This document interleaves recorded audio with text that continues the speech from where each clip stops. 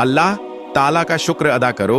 ये ना सोचो कि अल्लाह तुम्हारी दुआ को फौरन कबूल क्यों नहीं करता, बल्कि ये शुक्र अदा करो कि वह तुम्हारे गुनाहों की सजा फौरन क्यों नहीं देता। नंबर 42, दिल छोटा मत करें।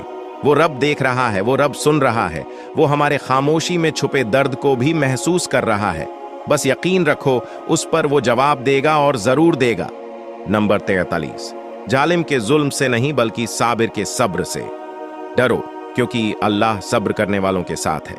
नंबर 44, जब अल्लाह की रहमत जोश मारती है तो वो आपके लिए अच्छाई के दरवाजे बुरे के हाथों से खुलवाती है।